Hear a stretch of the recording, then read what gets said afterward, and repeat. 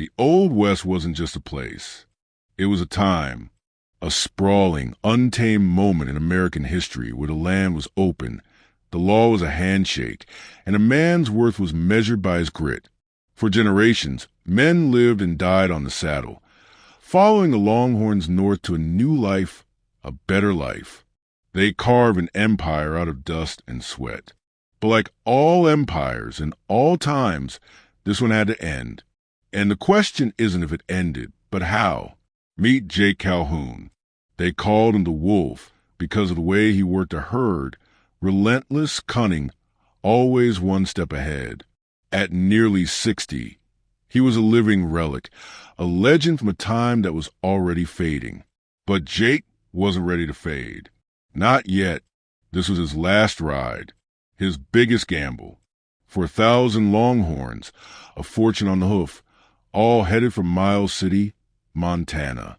He promised his crew this would be the drive to end all drives, the one that would let them all retire with full pockets and a sense of pride. The year was 1890. The great open range was no longer so open. The West was changing, and it wasn't asking permission. Steel rails were replacing dusty trails, and the barbed wire was like a final thread pulled, stitching up the last wild places. But Jake, he believed in the old ways. He believed in the power of a man and his horse against the untamed wild. This drive wasn't just about money. It was a final, defiant act, a way to prove that the spirit of the cowboy couldn't be fenced in. But what happens when the spirit is strong, but the world around it has already moved on? What happens when the grandest journey of an era is met not with a roar, but with a whisper?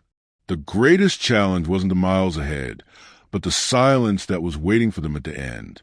The first few weeks were a rhythm of dust and determination. They were a living, breathing machine, a single organism of men, horses, and cattle moving across the endless landscape. Jake, at the head, was the heart of it all. He knew the land like the back of his hand, and his crew, a motley bunch of old hands and greenhorns, trusted him implicitly. There was a young firecracker, Billy, who dreamed of saving enough to buy a ranch of his own. And there were men like Clay, a grizzled veteran who had seen 100 sunrises from the back of a horse. They were all in this together, chasing a dream that felt as vast as the sky above them. They pushed through scorching heat, drank from murky rivers, and slept under a blanket of 1 billion stars. This was a cowboy's life. This was the last great hymn to the open range. Then the first test. It came not from man, but from nature.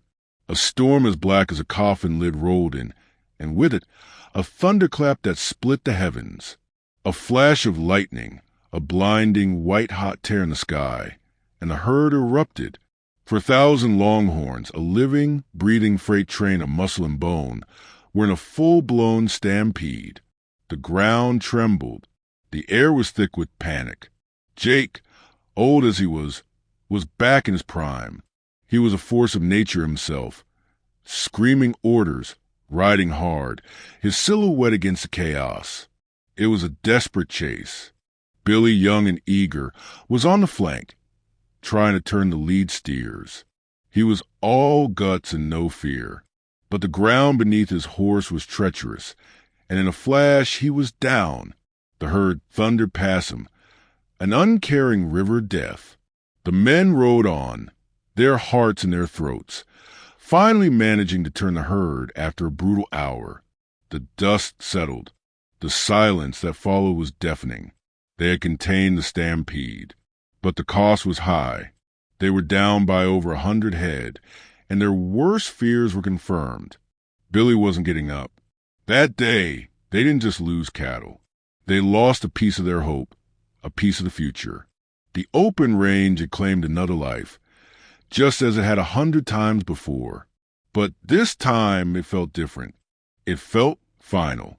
The land, a landscape of raw freedom, now showed a new scar. Barbed wire. Miles of it, glinting in the sun like a spiderweb spun by progress itself. A new rancher, a new way of doing things, had closed off their path. This wasn't nature. This was man, drawing a line in the dirt. Jake, with a furious resolve, ordered the men to find a way around. For 2 long, grueling days, they pushed the herd, cutting through brush and rocky terrain, losing time they couldn't afford to spare. The men grumbled. The cattle grew restless. They were fighting an enemy they couldn't punch or shoot, the idea that the West was no longer a place to be roamed, but a place to be owned. The face of that idea was Thaddeus Blackwood, a slick, modern cattleman who saw Jake and his crew as nothing but relics. He had a rail line of his own, and he'd be in Miles City in a week. He rode up to Jake, a smirk on his face. "Calhoun, you're a dying breed, old man. This is my land now. My fences, my rules. You're a spectacle, not a business. You'll never make it. My cattle will be sold and settled before yours even get a whiff of that stockyard." "I've been driving cattle before you learn to tie your own boots, Blackwood. I'll get there. And my cattle are worth twice as much as your pampered stock." "Maybe. If they ever get there." Jake knew what was coming. This wasn't just a race now. It was a fight. He had seen Blackwood's kind before. They don't win fair. They win by any means necessary. He rode into the night, the weight of his legacy on his shoulders, a final, weary soldier in a war that had already been lost. The next morning it came. They were ambushed, not a full-blown attack, but a calculated strike. A half-dozen men, hiding in the rocks above. They weren't looking to kill, just to scatter the herd, to finish the job Blackwood started. The gunfight that erupted was chaotic. Jake, with Clay by his side, fought like a man possessed. He wasn't fighting for money anymore. He was fighting for Billy's memory, for the legacy of every man who had ever followed the trail. He was fighting for a world that no longer existed. He fought with every ounce of strength and cunning he had left. It was a final, desperate symphony of gunfire and dust, a last stand against the inevitable. The gunfire echoed in the canyons, a final song for a dying world. Jake and his men fought with the weary courage of those who have nothing left to lose. They were outnumbered, but they had a lifetime of experience. With a series of clever maneuvers and well-placed shots, they managed to outwit the rustlers, sending them scattering into the hills. It was a hard-won victory, a last gasp of defiance. They gathered what was left of the herd and pushed on, exhausted and bleeding, but victorious. They had survived. They had overcome the odds. They had done it. They arrived at Miles City a day later. The railhead was a monument to the New World, a chaotic, bustling storm of steel, steam, and money. But for Jake, it was just the end of the line. They were too late. The market had already crashed, flooded by Thaddeus Blackwood's cattle, which had been shipped by rail days earlier.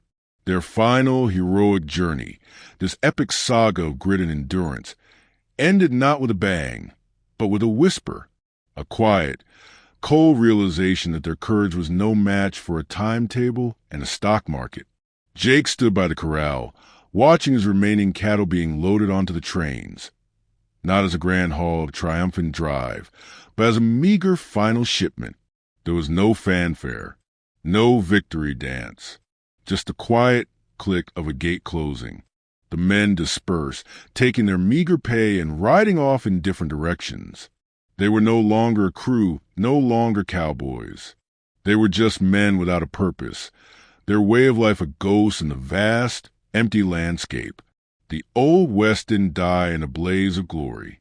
It ended with the silence of an empty corral, the echo of a train whistle, and the silent understanding that an era was over. The legends were no longer needed. Their story wasn't one of defeat, but of resilience. A reminder that some endings aren't loud. They're just quiet,